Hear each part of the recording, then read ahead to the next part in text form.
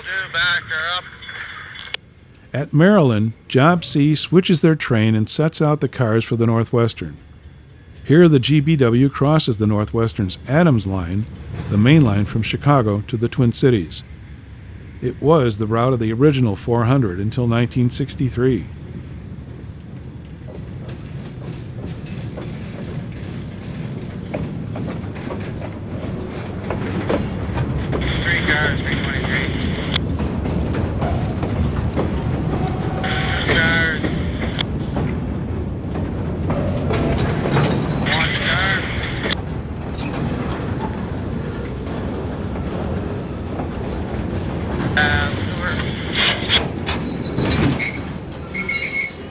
Slack her head a little bit.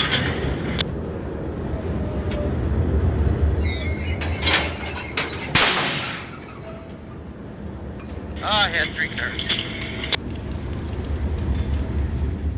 My son hired out in would be 1991 in August. Did you try to talk him out of it when he wanted to hire out? Like most railroad fathers do?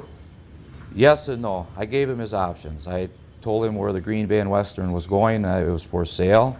If things worked for the best, he might have a good job for the rest of his life. If it went bad, it could go that way. So he had to make that decision on his own. Head up to the light or whatever.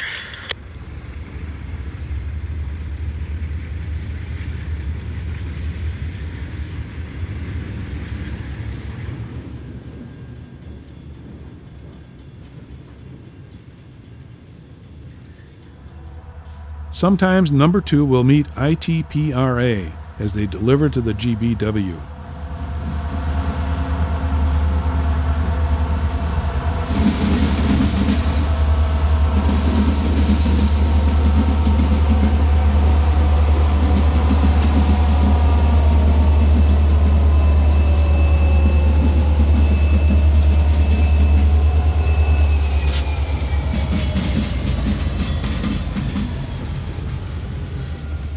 ITPRA is the Northwestern's alpha code for Itasca to Proviso Manifest. The Northwestern Depot, built in 1886, is still used by their section crews. The GBW uses the office for faxing track warrants and waybills.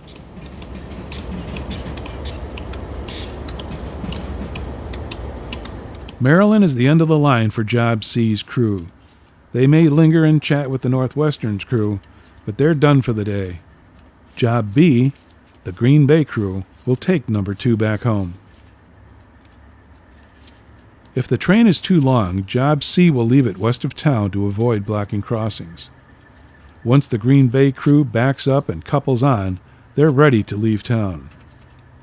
What's the toughest hill eastbound on the railroad? Eastbound, I would believe out of Merrillan, Wisconsin, that's quite a pull if you have a long train, because you're starting off slow there. You have to let the conductor on the caboose, and that slows the train down to a crawl, 4 to 5 miles an hour, and then you try and get going on that grade, and there's a definite leaf problem there in the fall of the year. Even when there isn't a leaf problem, it's a tough pull out of there.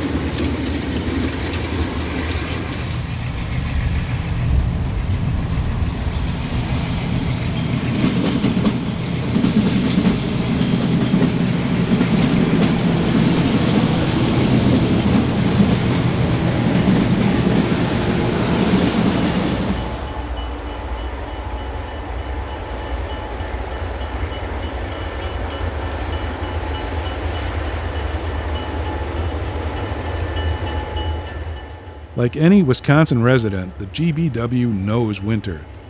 The occasional blizzard will swoop down from Canada, and the railroad will send out its Jordan spreader to clear the line. This plow extra was heading back to Merrillan after clearing the interchange tracks at East Winona.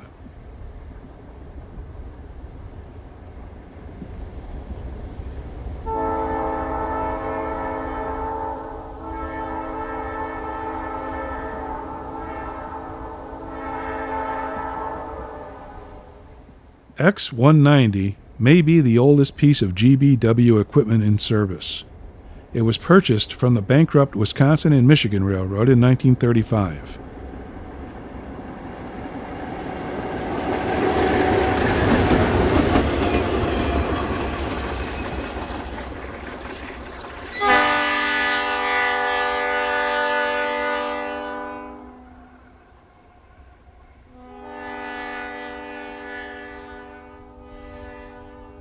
Later that day, Number 2 took the 309 and X190 back to Green Bay.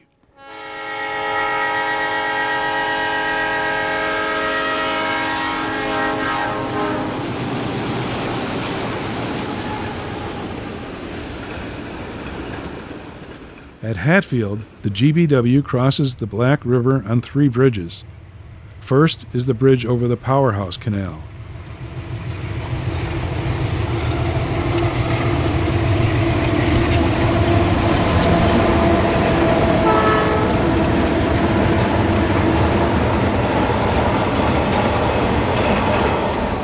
Next is the West Bridge over the main channel of the Black River.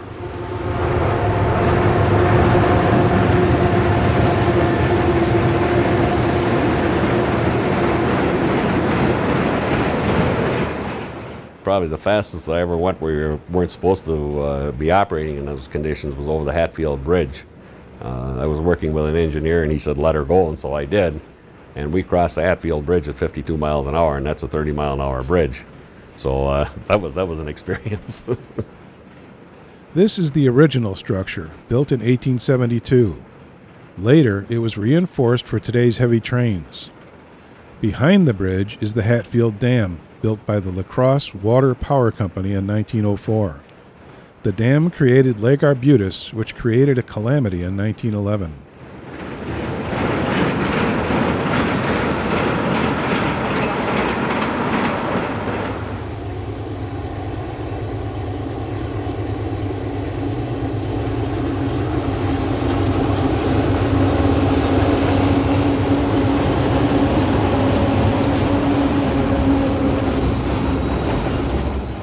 The East Bridge was a fill until the Hatfield flood of October 6, 1911. Heavy rains washed out the Dells Dam upstream, and a wall of water thundered down the Black River, wiping out the village of Hatfield. The waters tore away an earthen dam and the GBW mainline, carving a new channel that rejoined the Black River 1,000 feet downstream. Floodwaters roared down the river to Black River Falls, 12 miles downstream. Both towns were devastated, but residents were warned in time and no lives were lost. The GBW embankment was replaced with a bridge at the power company's expense.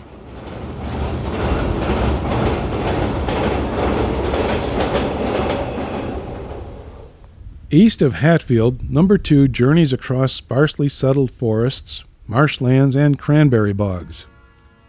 The few towns out here once originated loads of pulpwood and sphagnum moss, but nowadays Number 2 does nothing but whistle as they roar through Waterbury, Prey, City Point, Dexterville, and Walker.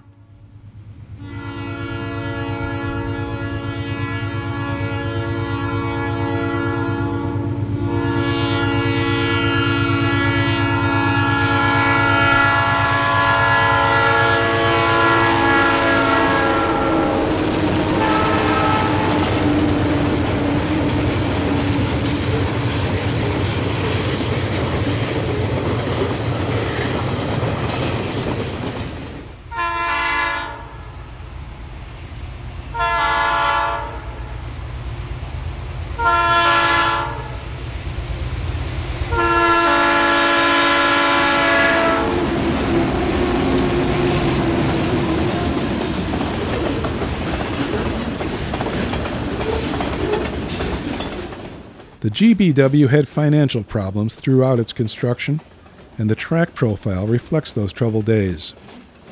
The railroad follows the lay of the land with relatively few cuts and fills. Every mile challenges the engineer's skill.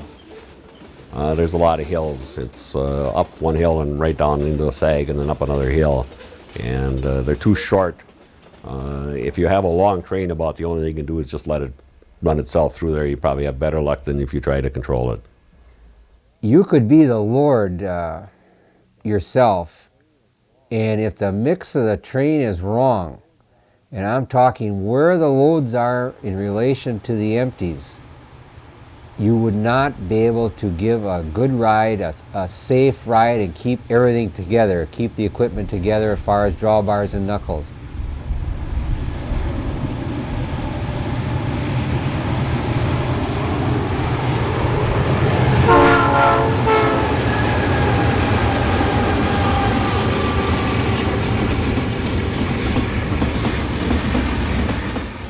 And you can see quite a few uphill downhills here. It's not an easy railroad to run on. It's not like running on the Burlington Northern on the Mississippi with a single unit and 100 cars on flat territory where there's hardly any chance of getting a drawbar or knuckle. So you got to be super careful on the Green Bay and Western. But I'll tell you, I enjoyed every minute of it.